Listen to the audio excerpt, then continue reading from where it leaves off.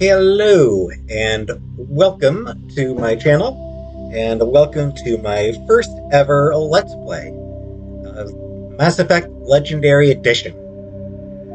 I am a huge fan of the Mass Effect trilogy,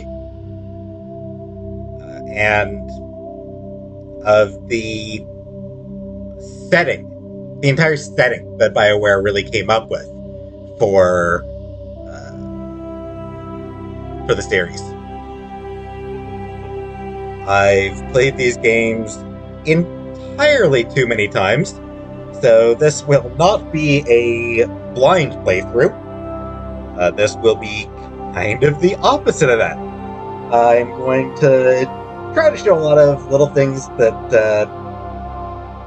don't really get seen in a lot of other Let's Plays. I'm going to be very thorough. Going to try to basically complete every side quest. Just do pretty much everything that I am able to do within a single playthrough. Obviously, this game's been around for a long time, so there's probably quite a few of you watching who have played this. I would ask that you not spoil anything in the comments. I will also avoid any major spoilers. I might have occasional comments about, this character being important later on, or, little things like that, but major spoilers, no. No, I'll be avoiding spoilers. But, anyway, let's get into it.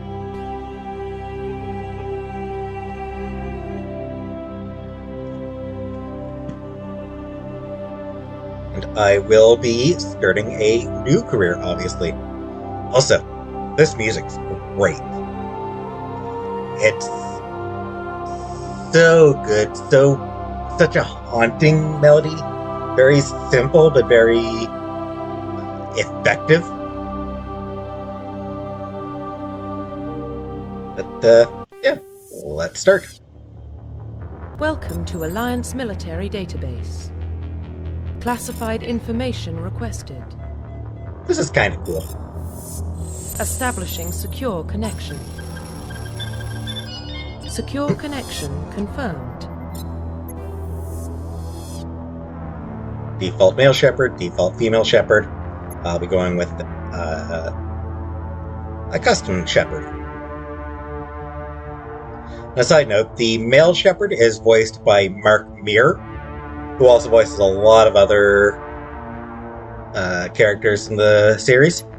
Female shepherd is voiced by Jennifer Hale, who also does a bunch of other voices. One thing that's worth noting, Meer and Hale are both Canadian, which means Commander Shepard is Canadian. Please log in to access your profile. That is canon and nobody can take it away. Anyway, default name is Jane. I will actually be going with a different name. I am going with Adele. I'll explain why in a few minutes.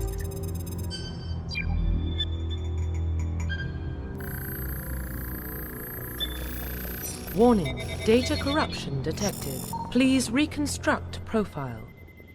Even in the future, Confirm technology pre-service history. sucks. Alright, so this is your childhood. So, Spacer. Both of your parents were in the Alliance military. Your childhood was spent on ships and stations as they transferred from posting, never staying in one location for more than a few years. Following in your parents' footsteps, you enlisted at the age of 18. Colonist. You were born and raised on Mindwar, a small border colony in the Attican Traverse. When you were 16, slavers raided Mindwar, slaughtering your family and friends. You were saved by a passing Alliance patrol, and you enlisted with the military a few years later. And Earthborn. You were an orphan raised on the streets of the great megatropolises covering Earth. You escaped the life of petty crime and underworld gangs by enlisting with the Alliance military when you turned 18.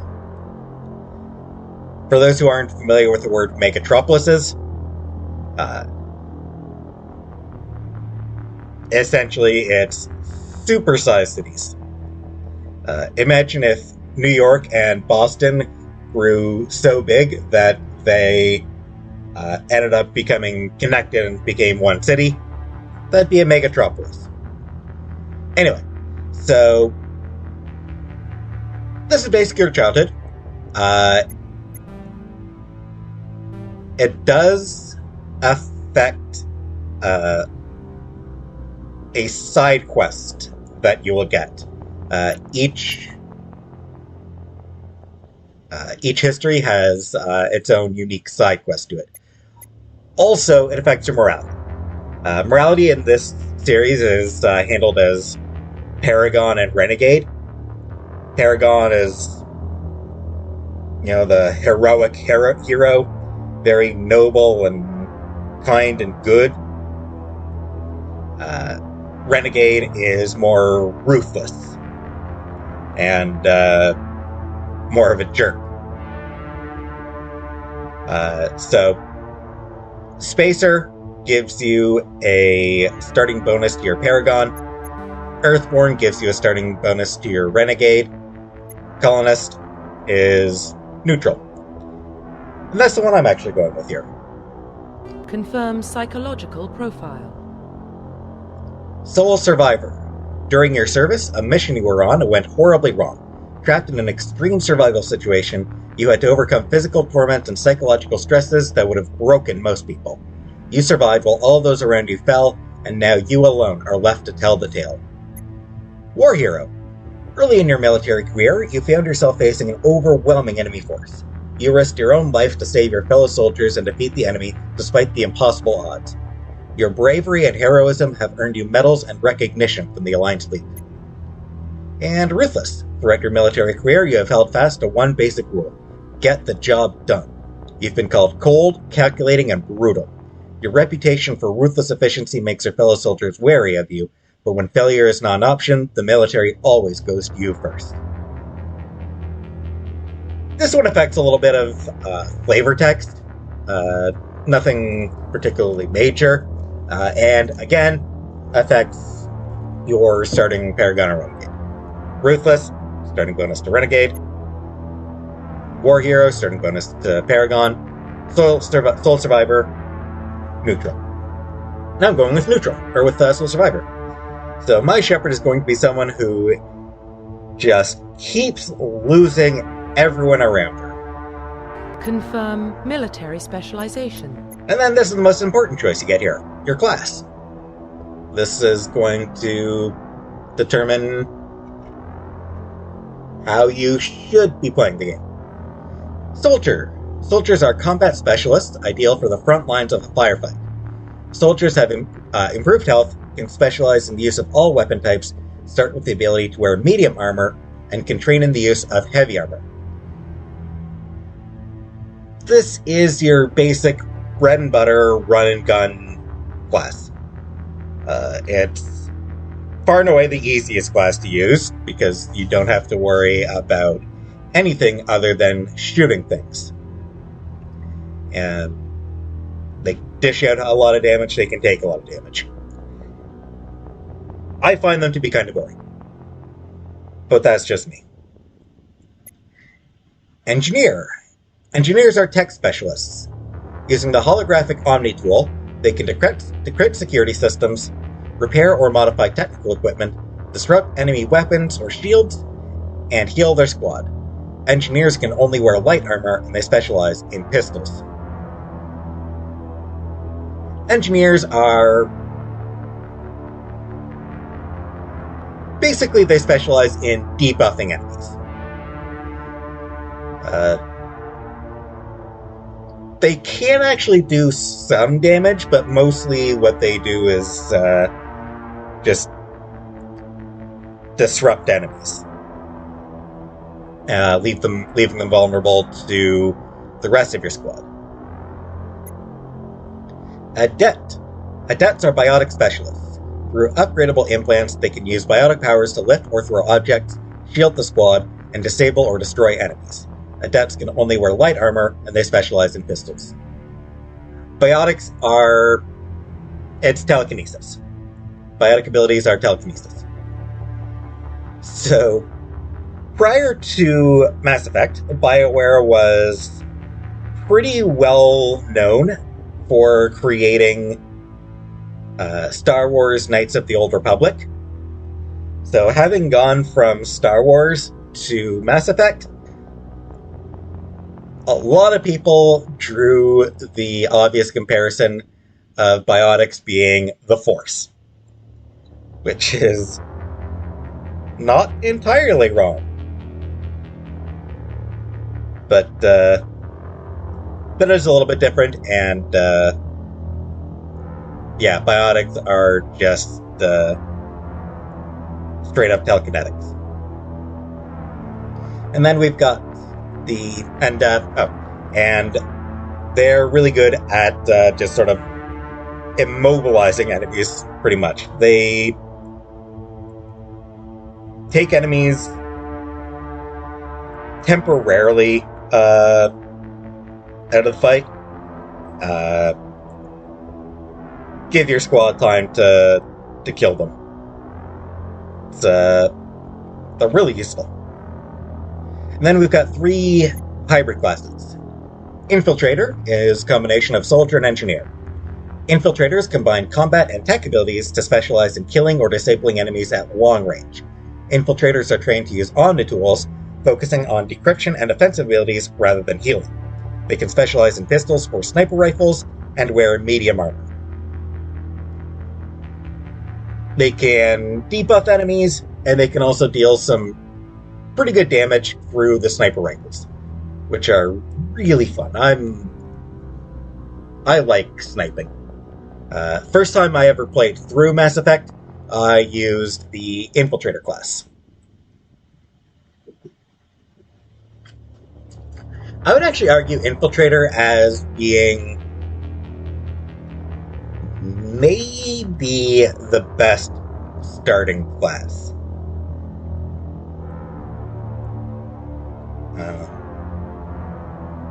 Because tech skills can also be used to unlock chests and things like that. In order to get, just in order to find extra gear and things like that. Because they have that ability, while also having some damage capability, it means that infiltrators can mesh really well with anyone else you want to bring along on a mission. Any squad mate you want to bring along. Sentinel. They are a combination of engineer and adept. Sentinels combine biotic and tech abilities. Typically, they use biotic abilities and advanced healing skills to defend allies, though they can also disrupt opponents with biotic or tech attacks. They are more efficient at tech and biotics than other classes, but at the expense of combat. Sentinels can only wear light armor and receive no specialized weapon training. Easily the trickiest class in the first game, because they don't do much in the way of damage.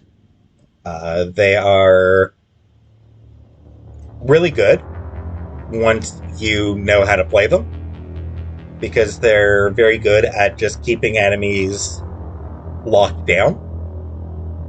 But the fact that they don't have any real damage dealing capabilities does make them a bit trickier. And finally, Vanguard. Combination of soldier and adept. Vanguards are biotic warriors. They combine biotics and weapons to take down opponents and are especially deadly at short range. They specialize in pistols and shotguns and wear medium armor.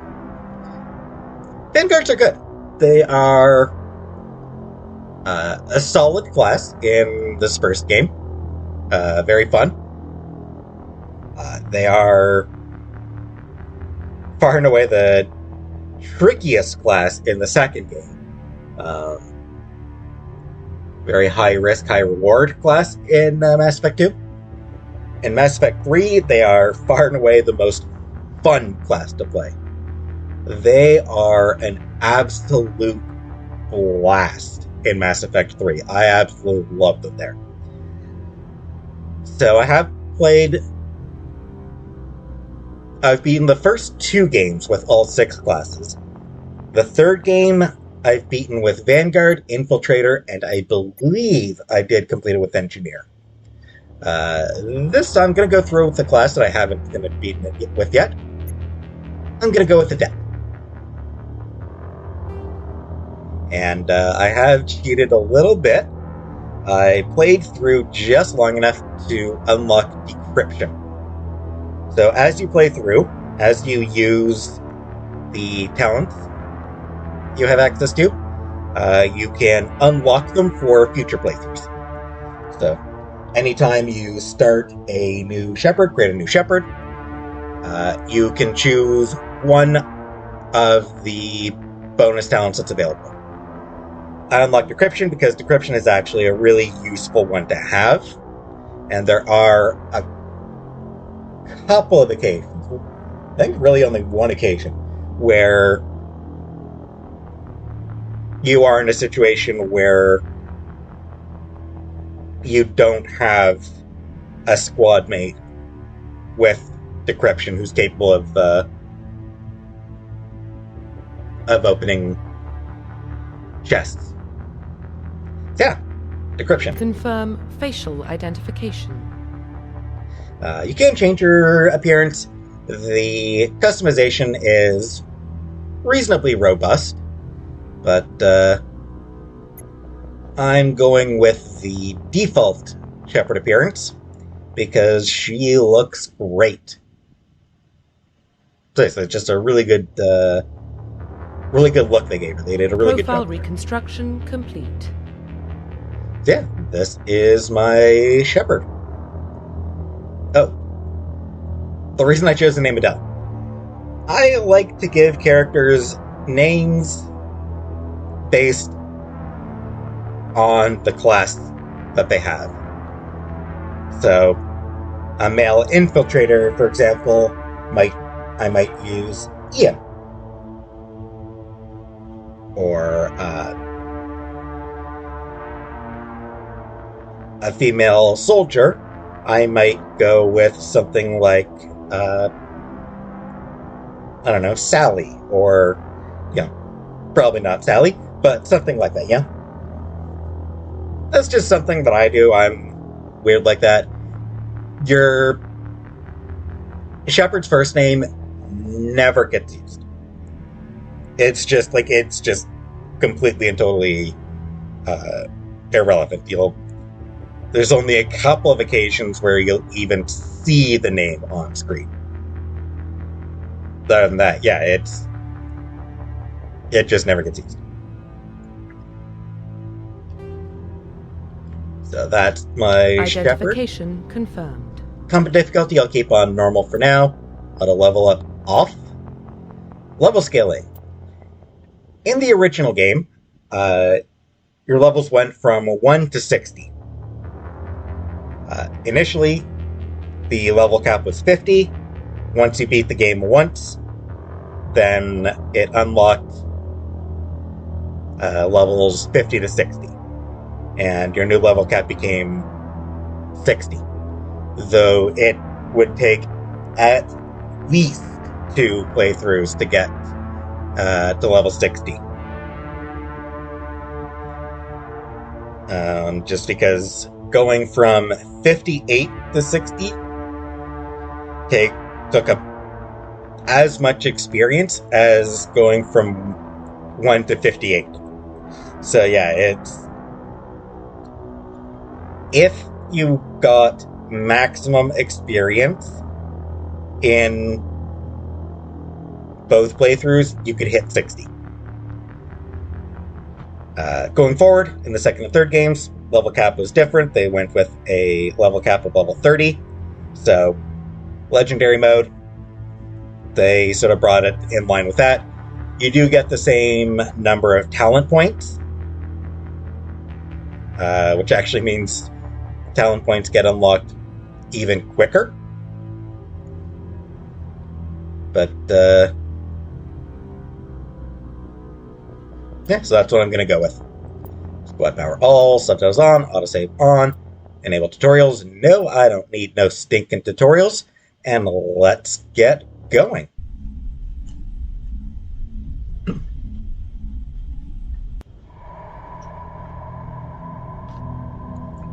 Well, what about Shepard? She grew up in the colonies. She knows how tough life can be out there. Her parents were killed when slavers attacked Mindwar. She saw her whole unit die on a cruise. She could have some serious emotional scars. The reflection Every is new. soldier has scars. Shepard's a survivor. Part of the advanced. Is that the kind of person we part of the want graphical protecting improvements. the galaxy? That's the only kind of person who can protect the galaxy. I'll make the call. Alright, deep breath. In the year 2148, explorers on Mars discovered the remains of an ancient spacefaring civilization. In the decades that followed, this mysterious artifact revealed startling new technologies, enabling travel to the furthest stars. The basis for this incredible technology was a force that controlled the very fabric of space and time. They called it the greatest discovery in human history. The civilizations of the galaxy call it... They really don't give you a lot of time to read through that. Especially to read it out loud.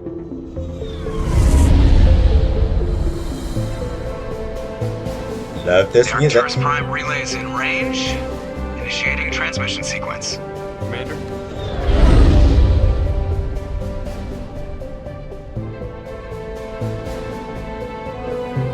We are connected.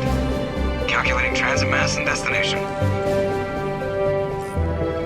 The relay is hot, requiring approach vector.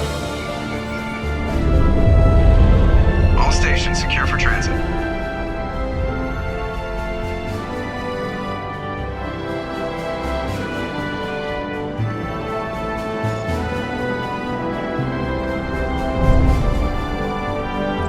There she Board is. green.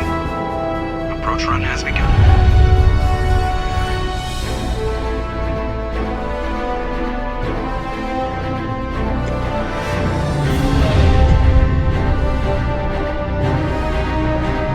Hitting the relay in 3, 2,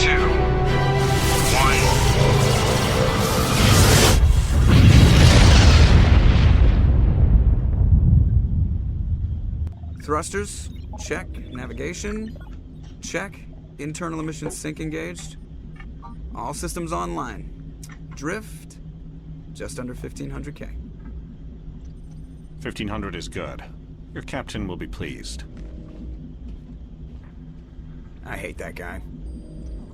Nihilus gave you a compliment. So you hate him. You remember to zip up your jumpsuit on the way out of the bathroom? That's good. I just jumped us halfway across the galaxy and hit a target the size of a pinhead. So that's incredible. Besides, Spectres are trouble. I don't like having them on board. Call me paranoid. You're paranoid. The Council helped fund this project. They have a right to send someone to keep an eye on their investment. Yeah, that is the official story. But only an idiot believes the official story. He's not wrong. And yeah, there, Joker. Voiced by Seth Green.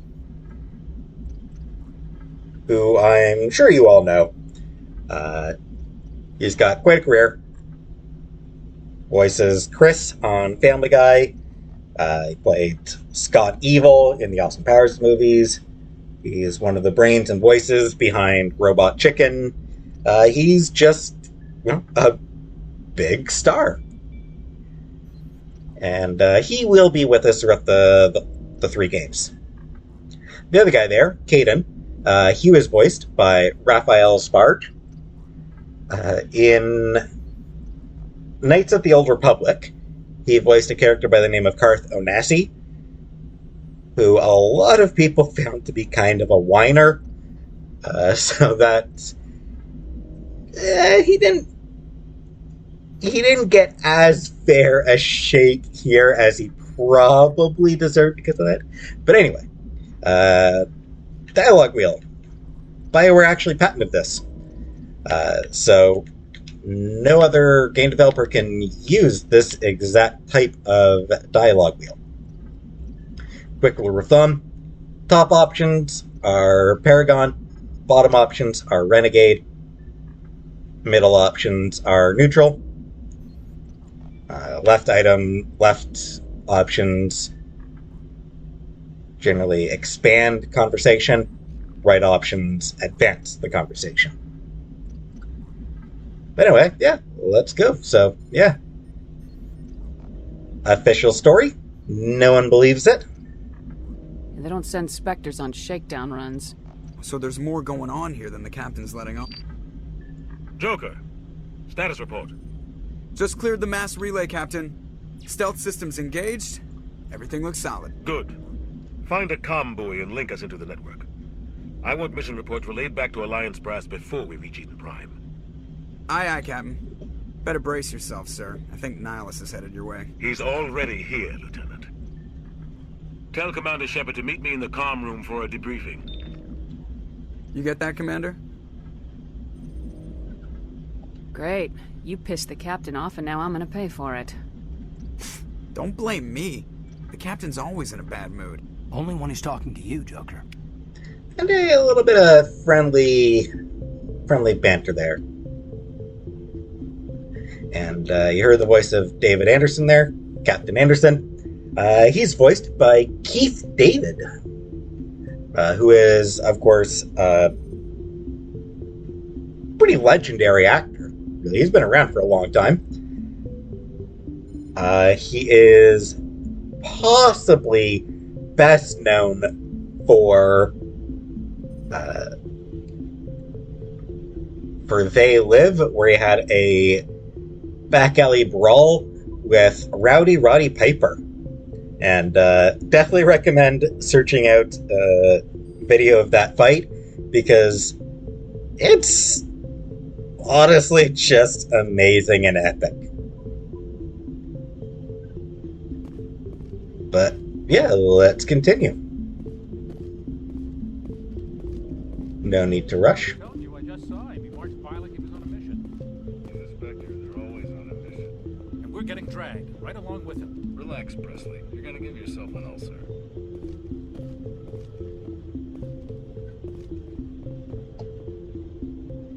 Congratulations, Commander. Looks like we had a smooth run. You heading down to see the captain? Sounds like you don't trust our Turian guest.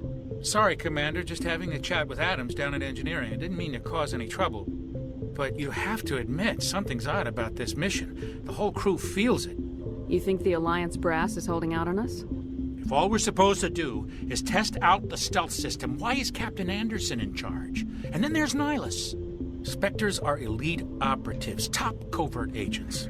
Why send a Spectre, a Turian Spectre, on a shakedown run? It doesn't add up.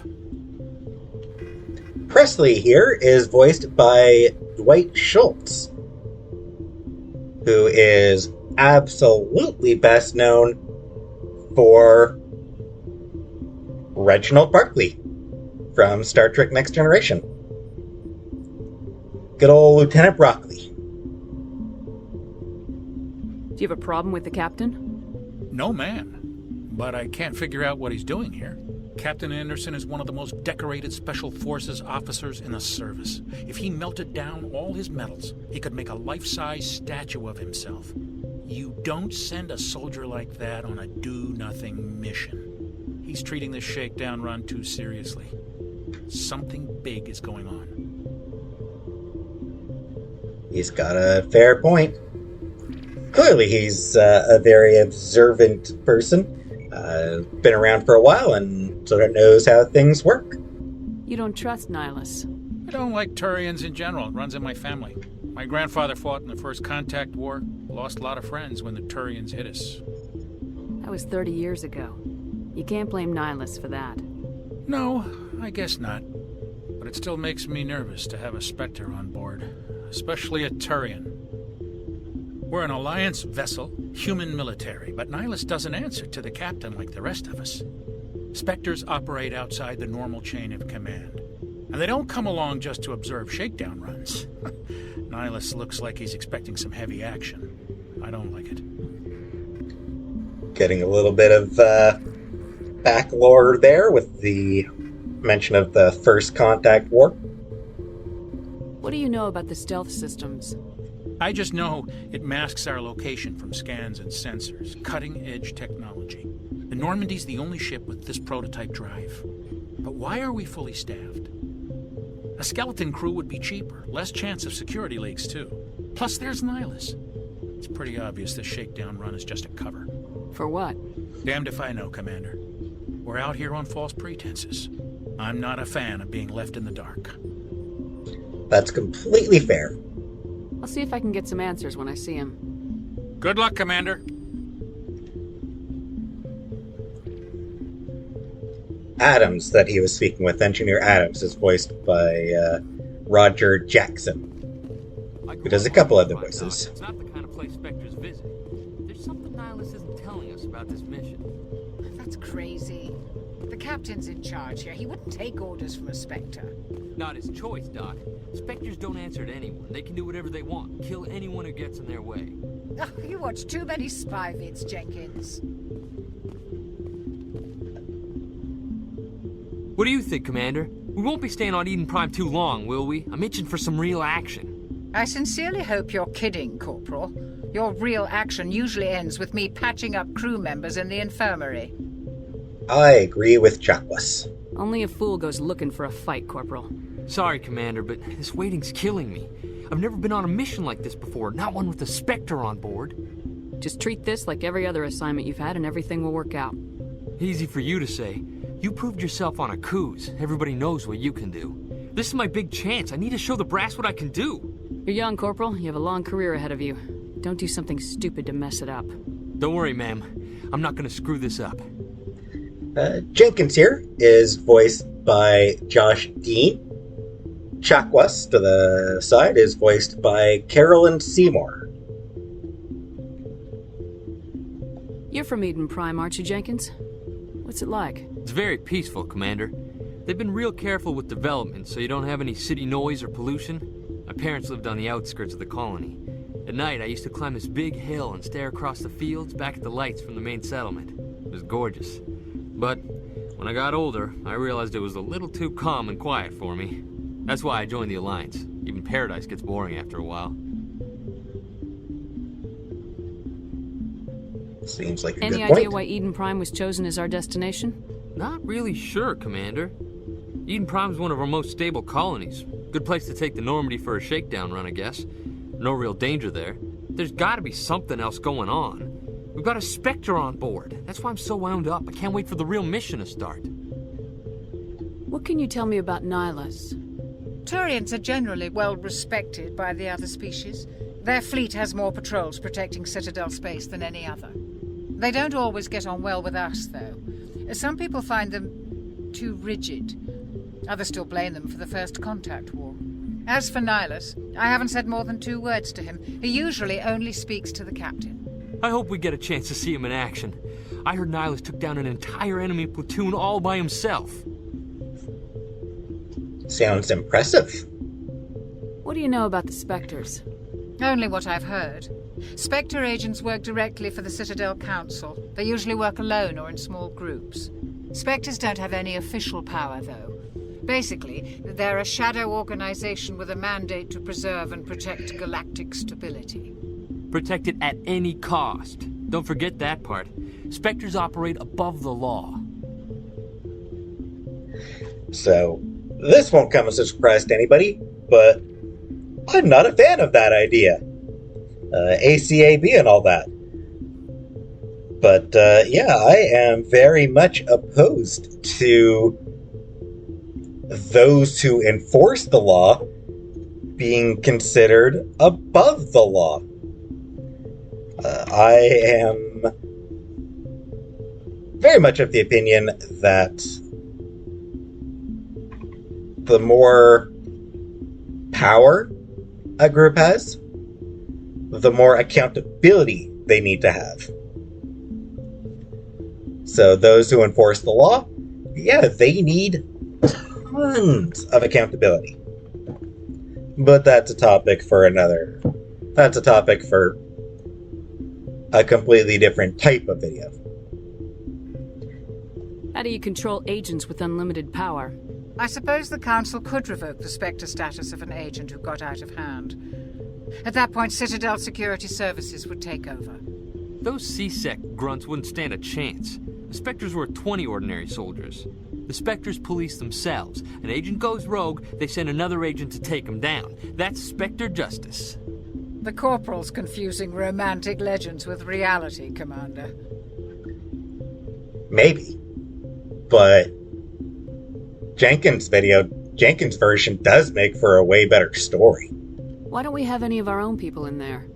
Spectres usually come from the Council races, like the Turians. We've been trying to get a human accepted into their ranks for years now. So far, it hasn't happened. Hey, Commander, you'd make a good Spectre. You're always getting dropped into impossible situations, forced to survive unbeatable odds. Just like you on Aku's. I try not to think about Aku's. Sorry, Commander. I didn't mean to offend you. I respect what you did there. We all do. Let's not dwell on the past, Commander. Was there something else you needed? No, I'm good, thanks. The captain's waiting for me. Goodbye, Commander. Alright. Before I go in there, you can see that little flag on the mini-map down there. That tells you, where you need to go. Before I go down there, though, so here's journal, tells you where you need to go. Go to the comm room.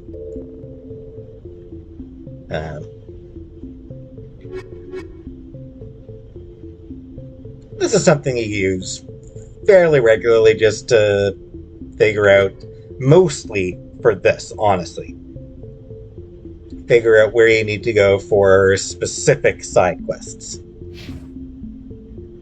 And the Codex. This is just a breakdown of lore. This is an in-universe encyclopedia, essentially. The primary entries are actually voiced by Neil Ross, so he reads off the entries. Secondary options you need to read yourself. I'll just read a couple here, real quick. So let's start with timeline. Current year, you see here, is 2183. So let's start at the beginning. 2069. Armstrong Outpost at Shackleton Crater becomes the first human settlement on Luna. It is formally founded on July 24th, the 100th anniversary of the first lunar landing. 21003, so a bit of a jump in time there. Lowell City and Eos Cosma becomes the first human settlement on Mars. If I mispronounced Eos Cosma, feel free to correct me on that. I'm assuming that's how it's pronounced. 2137. Eldfell Ashland Energy Corporation demonstrates helium-3 fuel extraction from the atmosphere of Saturn. So another jump in time there. 2142. Construction of Gagarin Station, jump 0, begins beyond the orbit of Pluto. 2148. Prospectors discover the Prothean ruins at Promethei Planum on Mars. So we see the timeline speeding up a little bit here. 2149. Translation of Prothean data leads humans to the Charon Mass Relay, Systems Alliance founded to coordinate exploration and colonization of extrasolar worlds. 2151. A shipping accident at Singapore International Spaceport exposes downwind communities to containers of dust form element 0.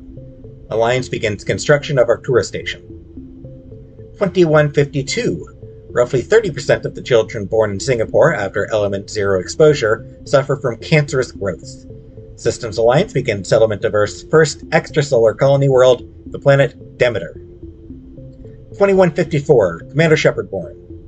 So Shepard is 29 at the time of this game. 2155. Systems Alliance occupies completed portions of Arcturus Station as a headquarters. 2156. Some children of Singapore exhibit minor telekinetic abilities. Those would be the biotic children. 2157. Turians encounter human explorers. First Contact War. Occupation and liberation of the human colony of Shangxi. That is the source of a lot of the tension between humans and Turians. Humans kind of resent Turians for actually occupying a human colony. 2158. Humans learn potential of biotics. An international effort to track element zero exposures begins. Roughly 10% of exposed children show some level of biotic ability. 2160. Systems Alliance Parliament formed. 2165. Humans establish embassy on Citadel. 2170. Batarian slavers attack the Alliance colony of Mindoir. My Shepherd's origin. 2176. Skillian Blitz. Pirates and slavers attacked Elysium, the human capital in the Skillian Verge. If you chose the war hero background, that is where Shepard made a name for themselves. 2177. Thresher Maws devoured the Alliance colony of Akuz. That's the background I chose.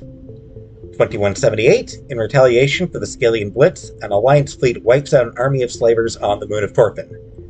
And if you chose the Ruthless background, that's where your Shepherd made a name for themselves. And in fact, earns the nickname the Butcher of Torfin. Then 2183 current date. And we'll read one more thing, just a personal history summary. This will be very quick.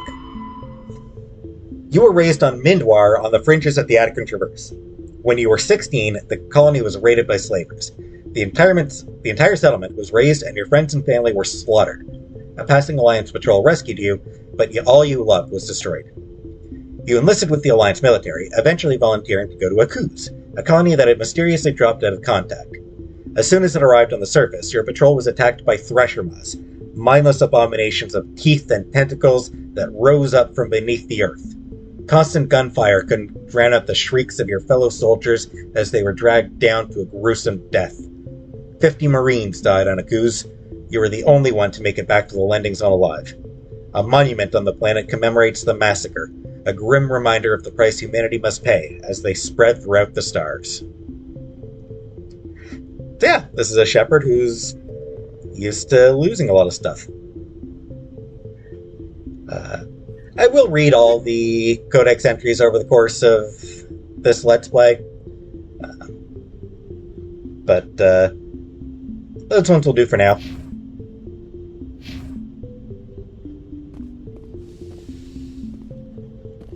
And oh hey. Hey there, Nihilus. Commander Shepard, I was hoping you'd get here first. It will give us a chance to talk.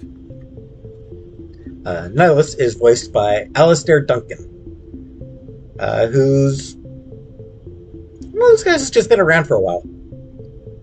He's also Scottish. What about? I'm interested in this world we're going to, Eden Prime. I've heard it's quite beautiful. I've never been there. But you know of it. It's become something of a symbol for your people, hasn't it? Proof that humanity can not only establish colonies across the galaxy, but also protect them. But how safe is it, really? It does sound like a threat. If you've got something to say, just say it. Your people are still newcomers, Shepard. The galaxy can be a very dangerous place. Is the Alliance truly ready for this? I think it's about time we told the Commander what's really going on. This mission is far more than a simple shakedown run. Joker called it. Just staying for the record, Joker called it. I figured there was something you weren't telling us. We're making a covert pickup on Eden Prime. That's why we needed the stealth systems operational. There must be a reason you didn't tell me about this, sir? This comes down from the top, Commander. Information strictly on a need-to-know basis. A research team on Eden Prime unearthed some kind of beacon during an excavation. It was Prothean.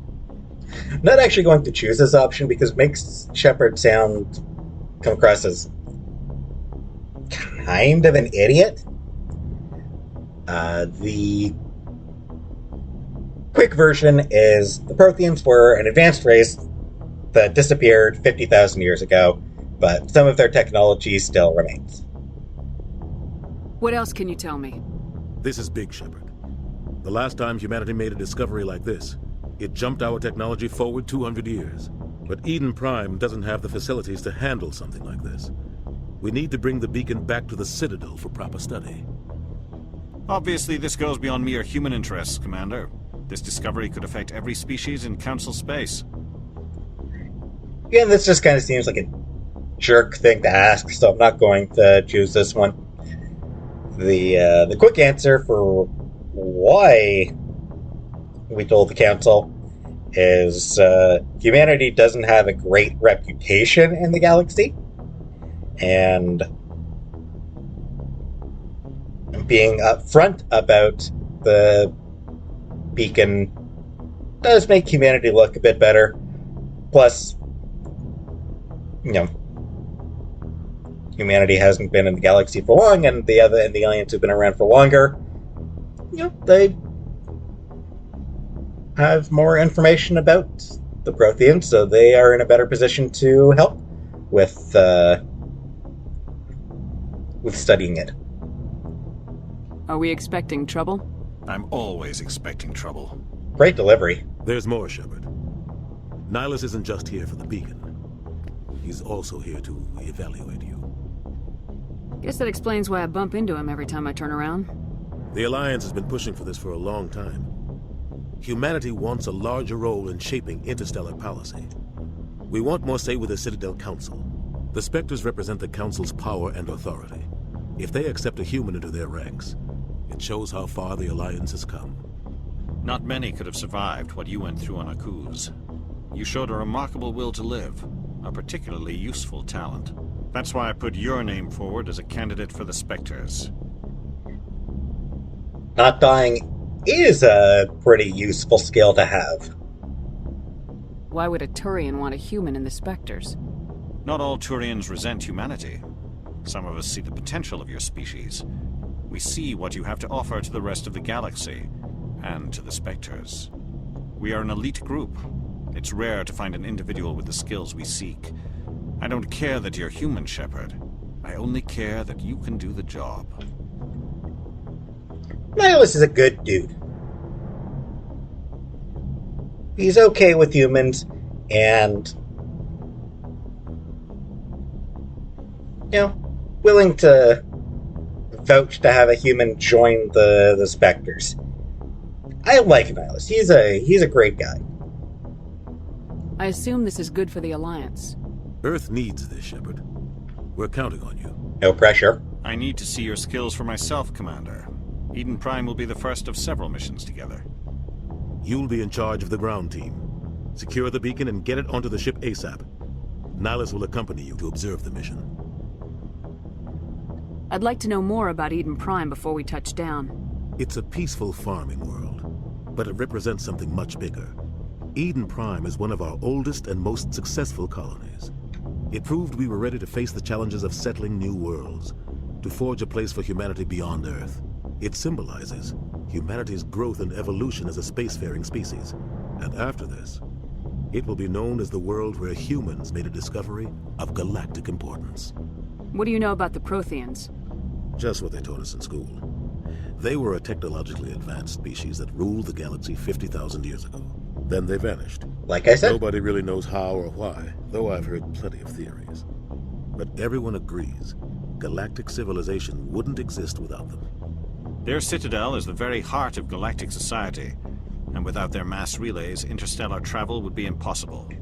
We all owe the Protheans a great debt. Why is this beacon so important? All advanced galactic civilization is based on Prothean technology, even yours. If we hadn't discovered those I think Prothean including ruins yours buried on Mars, would have we'd been a still be better stuck on line. Earth. That was just a small data cache. Who knows what we can learn from this beacon? What if it's a weapons archive? We can't let it fall into the wrong hands.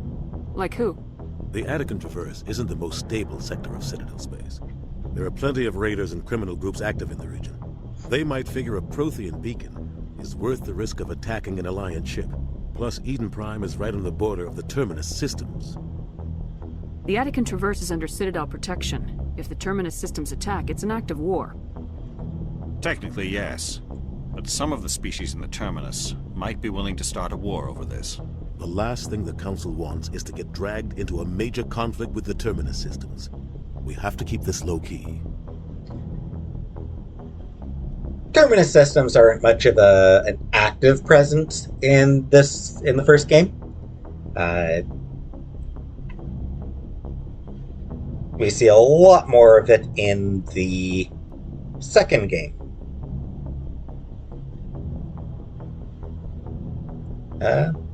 Yeah, so let's get going. Just give the word, Captain. We should be getting close to Eden. Captain, we got a problem. What's wrong, Joker? Transmission from Eden Prime, sir. You better see this. Bring it up on screen.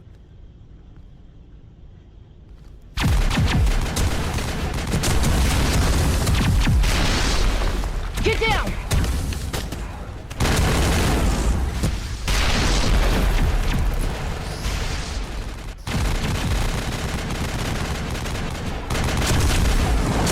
We are under attack, taking heavy casualties. I repeat, heavy casualties.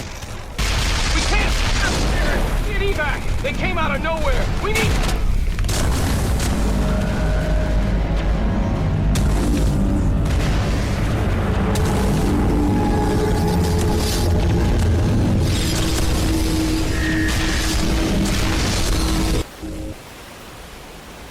Everything cuts out after that. No comm traffic at all.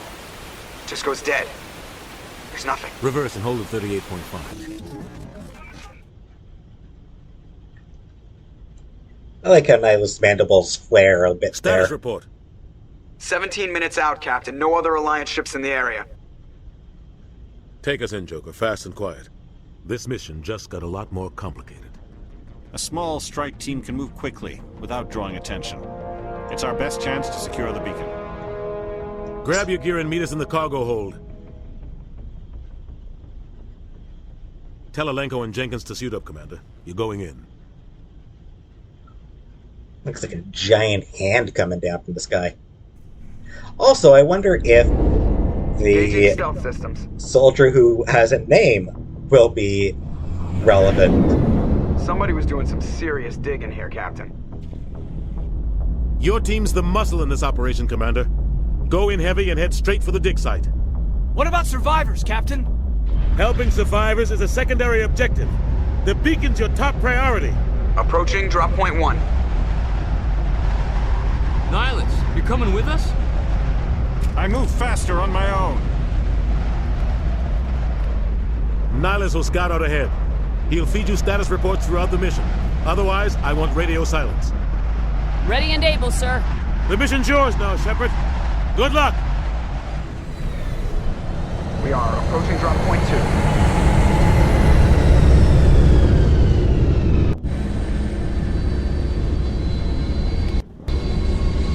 Ship perimeter secure, Commander. Bye-bye, ship. This place got hit hard, Commander. Hostiles everywhere. Keep your guard up. Alright, so with that done, I think that is a good place to cut it for this episode.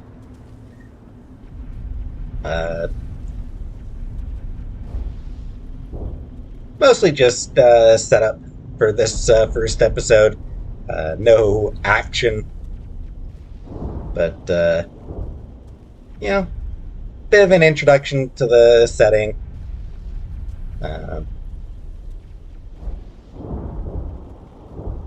Next episode, we'll have action as we tackle Eden Prime. Now, I hope you've enjoyed this, and thanks for watching, and see you next episode.